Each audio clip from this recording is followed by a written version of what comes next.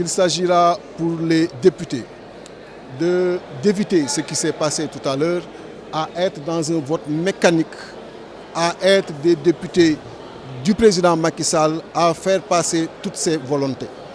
Je les interpelle, qu'ils soient de l'opposition comme de la majorité, de comprendre qu'ils sont d'abord des députés du peuple. Même si, et je le rappelle, c'est important, cette majorité-là n'en est pas une.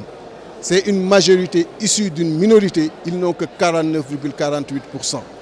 Et que si on leur avait rigoureusement appliqué ce pourcentage que les Sénégalais leur ont affecté, ils n'auraient eu que 82 députés et que les 83 allaient revenir aux listes qui leur ont fait face. Donc il y a au moins 43 députés parmi les 125 de Benno Bokk Yakaar qui sont des députés issus du mode de scrutin raw gàddu et qui ne constituent pas des choix du peuple.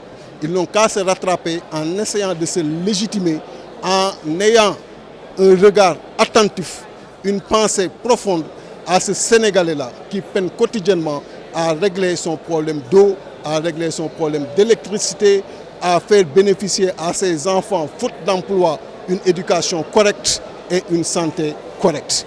Que chaque vote, chaque main qui devra être levée, que cette personne puisse penser à ces Sénégalais-là. C'est ça qui leur permettra de se légitimer parce qu'on sait que c'est une majorité issue d'abord d'une élection frauduleuse, d'une élection très mal préparée, d'une élection mal organisée et de surcroît une majorité qui n'est pas issue du peuple mais issue d'un mode de scrutin que le président de la République n'a pas voulu changer.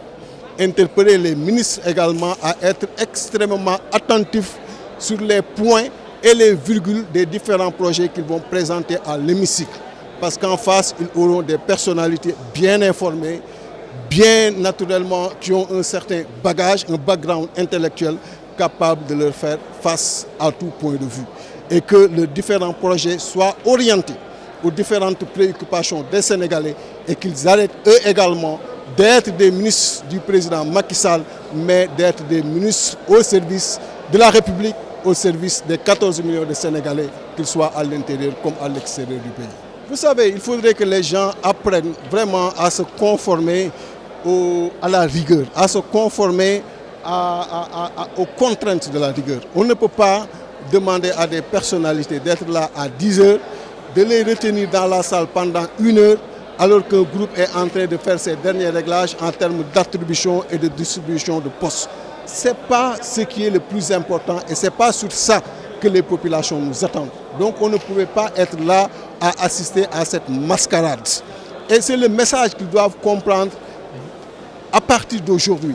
Ce message de rupture dans ces pratiques malsaines, dans ces pratiques de manque de rigueur par rapport à l'heure, de manque de ponctualité donc, dans également ces pratiques d'un vote mécanique, d'une majorité mécanique au service exclusif d'un président de la République qui aujourd'hui a érigé en mode de gouvernance le népotisme, le wax-waxet, quelqu'un qui quand même a fini de désoler, de décevoir les Sénégalais sur tous les plans. Donc il faut qu'ils arrêtent à être à son service exclusif, mais qu'ils se rappellent tout le temps qu'ils sont dans la représentation du peuple et par conséquent ils sont là pour représenter ce peuple qui souffre sur tous les plans du point de vue compte tenu de l'incompétence notée dans la conduite des affaires publiques par le président de la République Macky Sall et ceux qui sont avec lui.